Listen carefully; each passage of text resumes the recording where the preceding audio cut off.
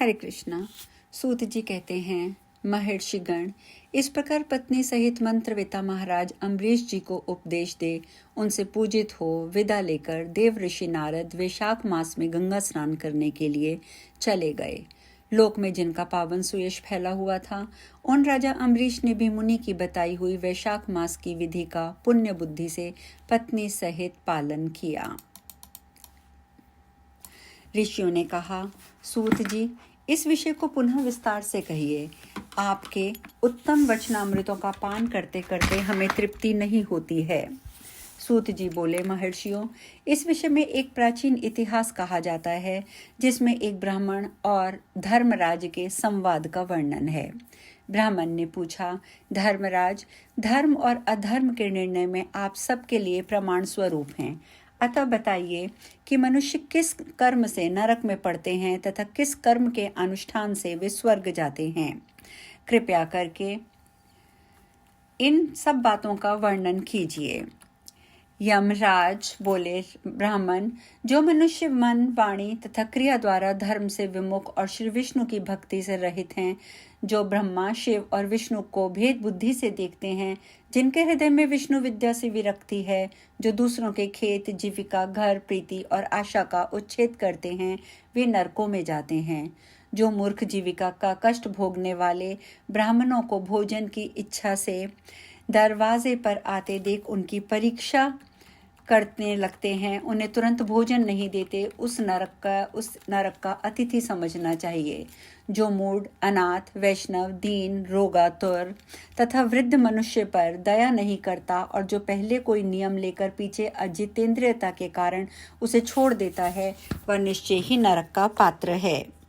जो सब पापों को हरने वाला दिव्य स्वरूप व्यापक विजयी सनातन अजन्मा चतुर्भुज अच्युत विष्णु रूप दिव्य पुरुष श्री नारायण देव का पूजन ध्यान स्मरण करते हैं, वे श्री हरि के परम धाम को प्राप्त होते हैं।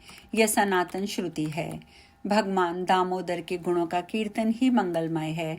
वही धन का उपार्जन है तथा वही इस जीवन का फल है। अमित तेजस्वी देवादिदेव श्री विष्णु के कीर्तन से सब पापी उसी प्रकार नष्ट हो जाते हैं जैसे दिन निकलने पर अंधकार। जो प्रतिदिन श्रद्धा पूर्वक भगवान श्री विष्णु की यशोगाथा का गान करते और सदा स्वाध्याय में लगे रहते हैं, वे मनुष्य स्वर्गगामी होते हैं। विप्र प्रवर भगवान वासुदेव के नाम जप में लगे हुए मनुष्य पहले के पापी रहे होंगे तो भी भयानक यमदूत उनके पास नहीं फटकते। द्विश्रेष्ठ हरि कीर्तन को छोड़कर दूसरा ऐसा कोई साधन मैं नहीं देखता जो जीवों के संपूर्ण पापों का नाश करने वाला प्रायश्चित हो। जो मांगने पर प्रसन्न होते हैं, देकर प्रिय वचन बोलते हैं तथा जिन्होंने दानव के फल का परित्याग किया है, वे मनुष्य स्वर्ग को जाते हैं। जिन्होंने दान के फल का परित्याग कर दिया है, वे मनुष्य स्वर्ग में जाते हैं। जो दिन में सोना छोड़ देते हैं, सब कुछ सहन करते हैं, पर्व के अवसर पर लोगों को आश्रय देते हैं, अपने से द्वेष रखने वालों के प्रति कभी द्वेषवश अहितकारक वचन मुंह से नहीं निकालते अपितु सबके गुणों का बखान करते हैं, वे मनुष्य स्वर्ग में जाते हैं। जो पराई स्त्रियों की ओर उदासीन होते हैं और सत्व गुण में स्थित होकर मन वाणी तथा क्रिया द्वारा कभी उनमें रमण नहीं करते, वे मनुष्य स्वर्गगामी होते हैं। जिस जिस कुल में उत्पन्न होकर भी जो दयालु यशस्वी उपकारी सदाचारी होते हैं, वे मनुष्य स्वर्ग में जाते हैं। जो व्रत को क्रोध से, लक्ष्मी को डाह से, विद्या को मान से और अपमान से, आत्मा को प्रमाद से, बुद्धि को लोभ से, मन को काम से, धर्म को कुसंग से बचाए रखते हैं, वे मनुष्य स्वर्गगामी होते हैं। विप्र जो शुक्ल और कृष्ण पक्ष में भी एकादशी को विधि पूर्वक उपवास करते हैं, वे मानव स्वर्ग में जाते हैं। समस्त बालकों का पालन करने के लिए जैसे माता बनाई गई है तथा रोगियों की रक्षा के लिए जैसे औषध की रचना हुई है, उसी प्रकार संपूर्ण लोगों की रक्षा के निमित्त एकादशी तिथि का निर्माण हुआ है। एकादशी के व्रत के समान पाप से रक्षा करने वाला दूसरा कोई साधन नहीं है। अतः एकादशी को विधिपूर्वक उपवास करने से मनुष्य स्वर्गलोक में जाते हैं। अखिल विश्व के नायक भगवान श्री नारायण में जिनकी भक्ति है, वे सत्य से हीन रजोगुण से युक्त होने पर भी अनंत पुण्यशाली हैं तथा अंत में वे ही वैकुंठ धाम में पधारते हैं। जो वेतसी, यमुना, सीता तथा पुण्य सलीला गोदावरी का सेवन और सदाचार का पालन करते हैं, जिनकी स्नान और दान में सदा प्रवृत्ति रहती है, वे मनुष्य कभी नरक मार्ग का दर्शन नहीं करते हैं। जो कल्याणदायिनी नर्मदा नदी में गोते लगाते तथा उसके दर्शन से प्रसन्न होते हैं, वे पाप रहित हो महादेव जी के लोक में जाते हैं और जो चिरकाल वहां आनंद भोगते हैं। जो मनुष्य चरणवती चंबल नदी में स्नान करके शौच, संतोष आदि नियमों का पालन करते हुए उसके तट पर विशेषतः व्यास आश्रम में 3 रात निवास करते हैं, वे सभी स्वर्गलोक के निवासी माने गए हैं। जो गंगा जल के जल में अथवा प्रयाग, केदारखंड, पुष्कर, व्यासाश्रम तथा प्रभास क्षेत्र में मृत्यु को प्राप्त होते हैं, वे विष्णु लोक में जाते हैं। जिनकी द्वारका या कुरुक्षेत्र में मृत्यु हुई है अथवा जो योगाभ्यास से मृत्यु को प्राप्त हुए हैं तथा मृत्यु काल में जिनके मुख से हरि इन 2 अक्षरों का उच्चारण हुआ है, वे सभी भगवान श्री हरि के प्रिय हैं। विप्र, जो द्वारकापुरी में 3 रात भी ठहर जाता है, वह अपनी 11 इंद्रियों के द्वारा सारे पापों को नष्ट करके स्वर्ग में जाता है। ऐसी वहाँ की मर्यादा है। वैष्णव व्रत एकादशी के पालन से होने वाला धर्म तथा यज्ञादि के अनुष्ठान से उत्पन्न होने वाला धर्म, इन दोनों के विधाता ने तराजू पर रखकर तोला है। उस समय इनमें से पहले का ही पलड़ा भारी रहा है। ब्राह्मण जो एकादशी का सेवन करते हैं तथा जो अच्युत अच्युत कहकर भगवान का कीर्तन करते हैं, उन पर मेरा शासन नहीं चलता, मैं तो स्वयं उनसे डरता हूँ। जो मनुष्य प्रत्येक मास में 1 दिन अमावस्या को श्राद्ध के नियम का पालन करते हैं और ऐसा करने के कारण जिनके पितर सदा तृप्त रहते हैं, वे धन्य हैं, वे स्वर्गगामी होते हैं। भोजन तैयार होने पर जो आदर पूर्वक उसे दूसरों को परोसते हैं तथा भोजन देते समय जिनके चेहरे के रंग में परिवर्तन नहीं होता, वे शिष्ट पुरुष स्वर्गलोक में जाते हैं।